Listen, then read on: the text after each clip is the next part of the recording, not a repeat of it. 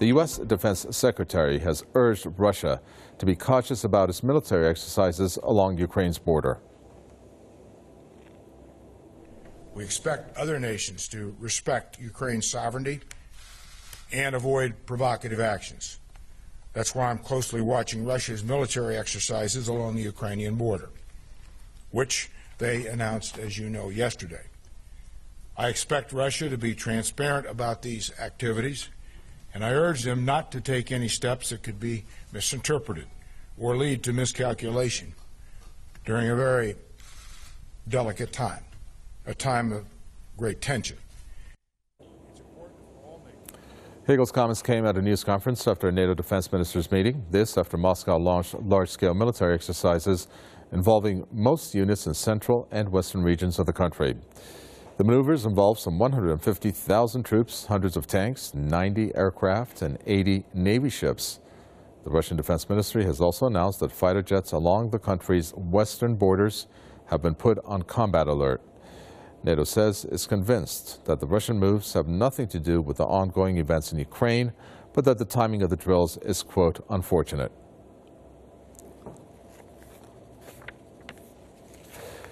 Let's see what Mike Billington thinks. He's from the Executive Intelligence Review, and he joins us from Leesburg. Mike Billington, it's pretty apparent that Putin is mad.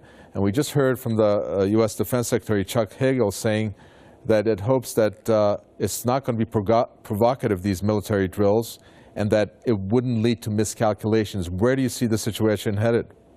Well, it's a disgusting hypocrisy. The problem, of course, as everyone knows, is that it's not the Russians who are intervening in the internal affairs of Ukraine. It was the U.S. and NATO. Everybody heard Victoria Nuland's open discussion with Ambassador Payet about who they want to put in office and who they want to keep out on the street to continue the violent demonstrations that were going on.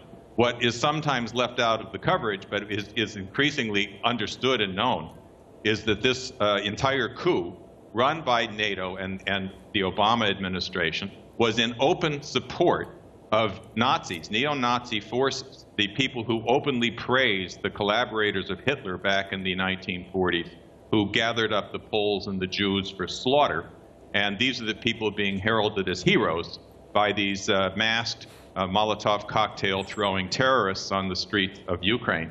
The intention here is to provoke a confrontation with Russia. We are on the brink of thermonuclear war. And if Obama is not removed from office this week, or at least the process begun this week, to impeach this madman who is on the brink of bringing the world into a thermonuclear war that could exterminate the entire human race, trying to provoke Russia, which lost 20 million people in World War II fighting fascism, and is now watching NATO placing a fascist-run regime in power in Ukraine on their border, leaving Russia defenseless, while the U.S. is also placing missile systems all along the Russian border, which clearly are targeting a first strike capacity against Russia by putting in the ability to take out the second strike response. We are on the brink of a global thermonuclear war brought about by this madman in the White House and his supporters in NATO, who are trying to provoke Russia into taking some sort of action to justify what they plan as a nuclear assault against Russia, and potentially also against China, since, of course, you're dealing here with the entire Eurasian continent still believing in development and growth and progress, while the entire transatlantic is in a state of complete economic breakdown crisis.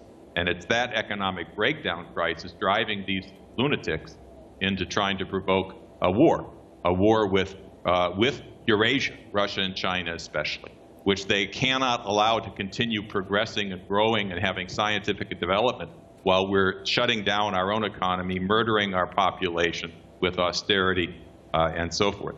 So we're in a showdown moment, which is going to be determined in the next hours and days.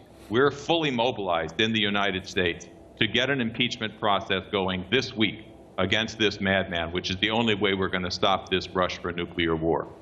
How do you see the situation that's unfolding in Crimea region, in which you had some of the obviously pro-Russian nationals there seize the government building and the parliament building, I believe, there, raising Russia's flags? Do you see that separatist movement gaining momentum? Well, I would not get focused on that kind of separatist movement. I would get focused on the fact that the Russians know they cannot lose their port at Sebastopol and Odessa. This is their access to the Mediterranean at a time where the West is running a threat of full-scale invasion against Syria. They're still potentially going to move on an attack on Iran, and they're trying to cut off Russia's access to the Mediterranean by basically shutting them out of their base at Sebastopol. So the attempt to provoke a crisis which would justify this war is what you have to focus on.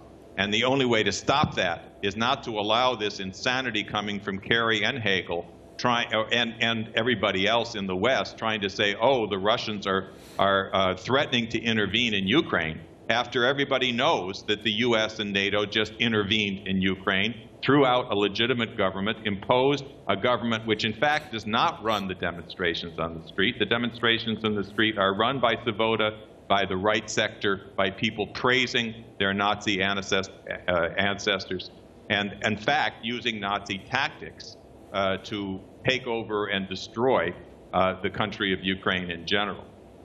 So are we looking at a repeat of the 2008 war, the Georgia war? That's what they're trying to provoke, because this is not going to be a local war in Ukraine. If they can provoke a confrontation over Ukraine, you're talking about a Western alliance, which in the midst of the complete collapse of their financial empire, complete collapse going on right now, are prepared to go into a nuclear confrontation with Russia, not a local civil war situation in Ukraine. That's the excuse being set up.